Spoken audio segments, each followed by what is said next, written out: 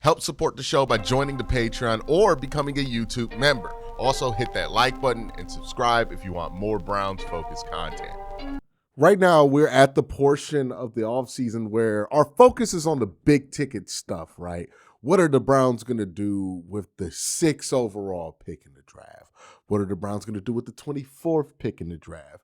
And then if we talk about free agency, we're usually focused on some of the bigger names that are going to get $20+ million in free agency, right? The Tyler Lindenbaums, the Rasheed Walkers, who's not a big name but plays a big name position. Trent Williams, for example, right? He just had a situation pop up where it seemed like it's more likely than it was a couple of days ago that he could potentially get cut and be available. So people ask me about Trent Williams. Will Trent Williams be available? Could the Browns go after Trent Williams? And the likely answer with any free agent that's going to make $20+ million this year and their relationship to the Browns feels more and more like a no as we get closer to free agency. Now, again, I think the Browns are going to be interested in making moves in free agency, but for a number of reasons that I'm going to explain very shortly, they're just not going to make a ton of sense for free agents that can command $20+ million. And here's what I mean by that. So let's say you're Tyler Lindenbaum. You have 3 offers on the table.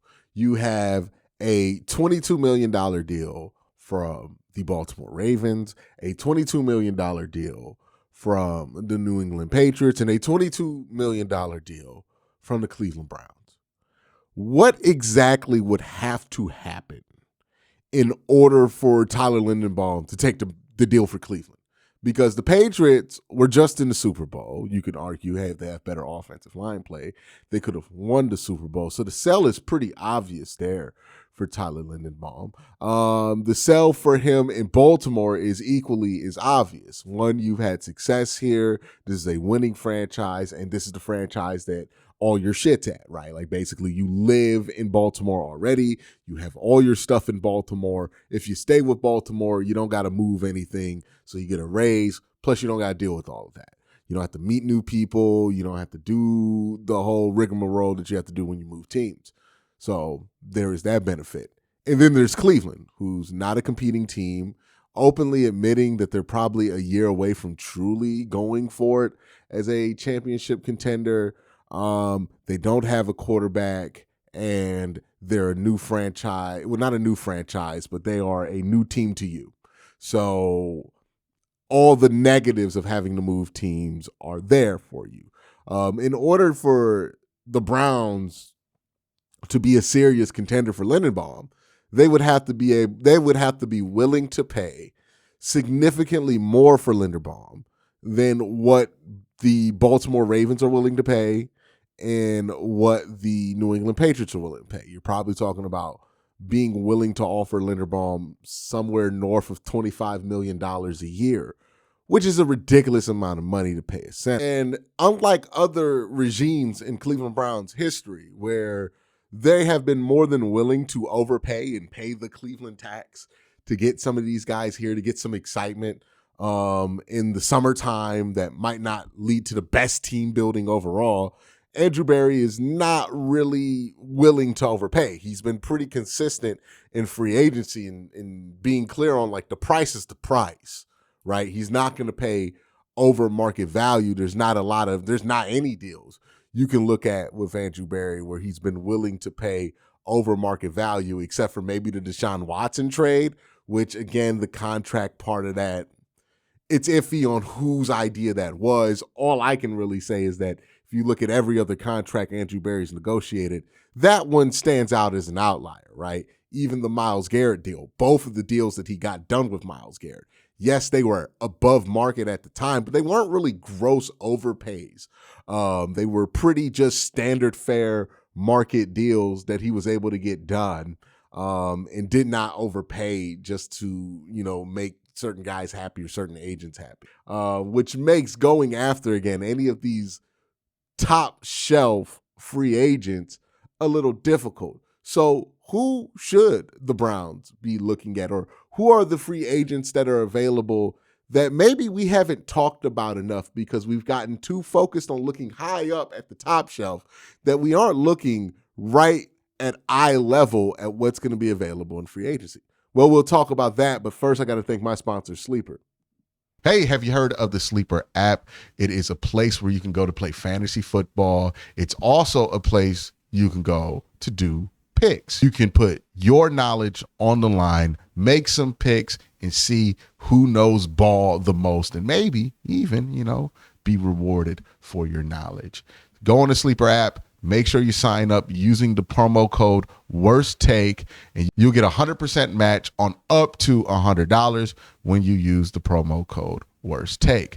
Make sure you check out the Sleeper app. So who are the free agents that we have not been talking enough about that feel like they'd be more realistic candidates to come to Cleveland than what's been rumored, or at least what's been thrown out there as far as the big ticket items are concerned?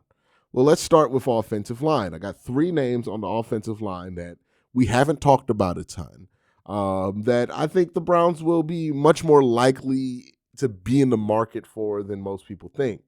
We'll start with the right guard out of the Houston Texans. He went to LSU, Ed Ingram. $13 million is his projected market. He is a undersized guard, and he's played right guard his whole NFL career. He is like 6'2", 6'3". He's not the tallest guard in the world at 300 pounds, but a good mover and somebody who can run block. And he's 27 years old, which does fit the current timeline of the Cleveland Browns. We heard Andrew Berry talk about how he wants to improve this room. I think in order to improve this room in the 2-year time span that they've kind of set forth for themselves, so getting the offensive line rebuilt in 2026 and then having the finishing touches be done in the 2027 offseason, I think that requires a couple of free agent signings, maybe one this year, one next year, but you're probably going to want to sign at least one starter on the offensive line in this free agency period that's under 28 years old. And Ed Ingram pops up as somebody you might be interested in. He's a run blocker first. He's not the greatest pass protector of all time, but he's serviceable in that area. And you can hide pass protection a lot easier than you can hide bad run blocking, in my opinion. I think that it's people should focus more on how well somebody can run block than how well they can pass protect. Because you can make pass protection work out, right? Like you can get the ball out the quarterback's hands, you can move the pocket, you can have different drops, different looks, different concepts, you can confuse people, have different protections put in. You can't really play that same game with run blocking. So Ed Ingram, solid run blocker, 27 years old, will come in at $13 million. The other guard that I have here is definitely more talented and just straight up a better player than Ed Ingram, but the issue with him is health. And the question with the Cleveland Browns is they're already depending on a lot of people right now on that offensive line who don't necessarily have the greatest track record for health. Joe Bitonio might be returning, but at his age, health is no guarantee. Then you also have somebody like Tevin Jenkins, who people think might be playing right guard for the Cleveland Browns. But the issue with Tevin Jenkins is, he's super injury prone. DeJuan Jones is penciled in a lot of people's minds to be the right tackle. But again, the problem with DeJuan Jones is he's super injury prone. So adding another guy who has that injury prone tag, unfortunately, who, has spent a lot of time recovering from injury, might be unappealing to some people. But I think the upside of this signing is where the attraction is. It would be about $12.8 million per year, according to current projections. He's somebody who's played right and left guard in the NFL, and it's Elijah Vera Tucker.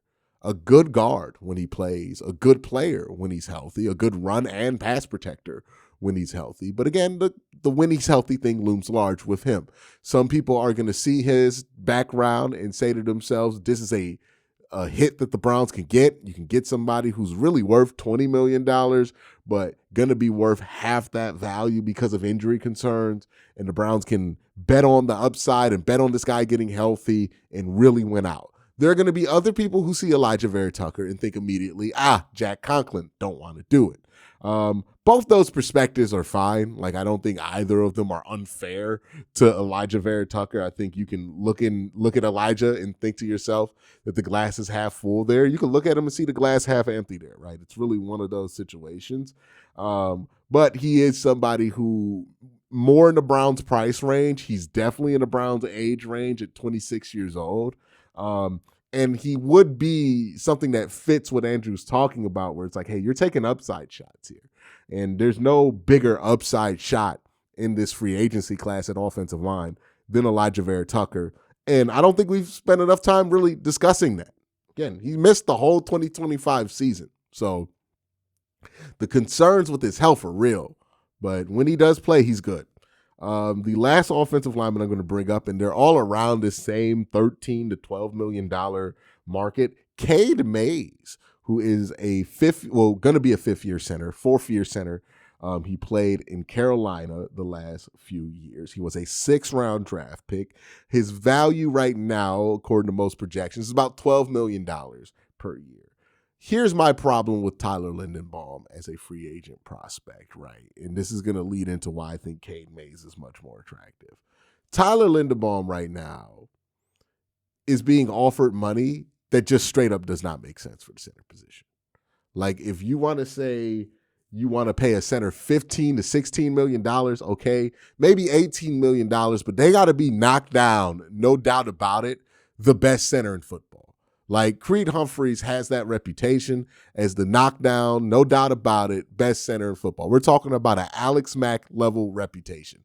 Linderbaum's not that. I don't know what people have been watching the last year with Linderbaum, but he was not that great last year. Certainly not good enough for me to be comfortable with the team throwing him $25, $26 million to play center. Center should be around $8 to $12 million, right? And that's where Cade Mays sits at. He's a 4th-year player, 27 years old, so there's some upside there with him. You can say that he fits the window because, 4 or 5 years from now, he's still going to be around his athletic prime at 32. He's somebody you can grow with. He's a good pass protector. He's a good run blocker, has room to grow in both areas, but a really big guy who's just learning the center position. I think he's just started playing center full time a year ago, and he's already gotten to a proficient NFL level. So he's a project that you have to teach, but I think he's at a point now to where he can already play, and he makes sense money-wise of what you would want to pay a center. So, you could say to yourself, hey, we could pair up a Cade Mays with a Elijah Vera Tucker. Is that better than just spending that same amount of money on a Tyler Linderbaum or a Walker, right? Like, those are questions that need to be asked about how they're going to go about filling this offensive line position. I think one thing is true. They need to get a starter. That starter probably needs to be under 30 at the very least.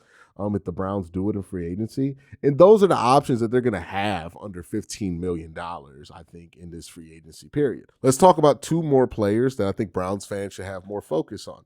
Romeo Doubs from Green Bay.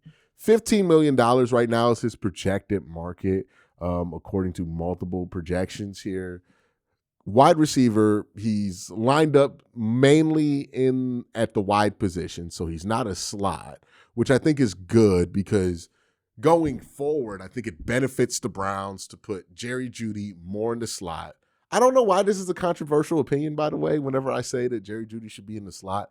Like, I think people think that slot's just for a specific body type, but slot's for a skill set, right? Guys who can get free, guys who can run like really crisp, quick routes, who might need, that extra time for delay to get to where they need to in their route because they maybe put a little bit too much on it. Like, Jerry Jeudy's production, every year he's been a especially productive wide receiver, it's come out of the slot. Like, he's somebody who needs to be in the slot, at least somewhat, to be successful in the NFL. So if you get somebody like Doubs, who primarily plays wide, right? He can do a couple of snaps inside of the slot. You could also put Cedric Tillman in the slot at sometimes too. And whoever you draft, you could throw them in there too. You could take the pressure off of Jerry Jeudy with Dobbs there. Add another guy who's had NFL experience to that room, and somebody who's been a consistent producer in an NFL team too in Romeo. So I think 15 million for him makes a ton of sense. You pair him with Jerry Jeudy and a draft pick, and I think you really got something there as far as a core for a wide receiving room. The other guys that are available right now, I mean, like the price is just getting ridiculous, right? Like, I don't know what it would take to get Tyreek Hill here, but I would imagine it's far too expensive. Alec Pierce, who's a good wide receiver, but not a $27 million wide receiver, which is his projection right now. That just feels ridiculous. 15 for Romeo feels about right. And I don't think enough people have talked about Romeo, including myself, as a potential option here for Cleveland. Now, will he want to come to Cleveland? Is he the type of free agent that's going to have a ton of places to pick from? We'll really figure that out as we get closer to free agency. But I think Romeo is somebody they should keep an eye on because I think he has a fit here in Cleveland. And the last guy is a bit of a wild card because I don't think a lot of people think that this is a position that the Browns should go after in free agency.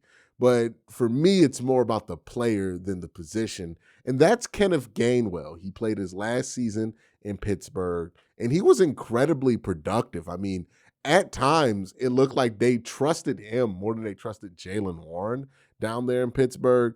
Was real useful as a running back straight out the backfield, also a receiver in the backfield, also as a pass protector. He's a really good player, and right now they have his projection at $4 million. And for $4 million, I think it's worth it to go after Kenneth Gainwell. If you can't get him, I'm not recommending that you sign another running back in free agency, but him at $4 million for me is just too much of a value to pass up.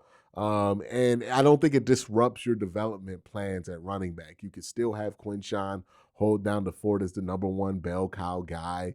You can use Dylan Sampson still in a multitude of ways, right? He could be third on the carry list, but also somebody that you use in a lot of receiving snaps as an extra receiver, especially since the Browns aren't the deepest at wide receiver. I think it would make a ton of sense to think about using him in that way as well, kind of in that Duke Johnson role.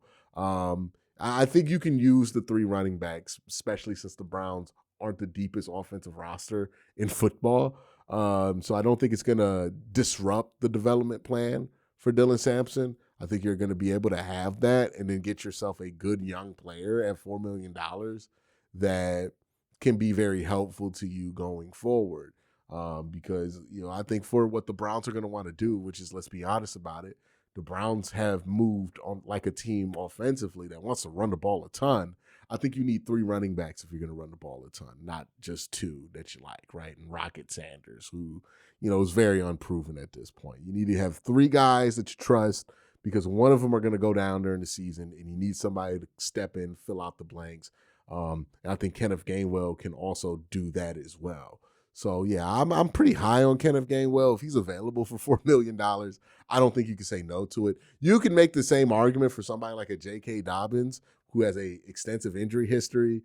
I think the injury history is probably why I shy away from it, because ultimately what Kenneth Gainwell is on top of everything else he can provide as a player is injury insurance. And I don't feel good about J.K. Dobbins being your injury insurance when he's liable to get injured at any moment throughout his career, he's proven. So those are the five guys that I think people should talk about more when it comes to Browns free agents that are more in the price range that I think the Browns are going to be shopping in this year. Let me know what you think in the comment section down below. Have a great day. Have an even better night. Peace.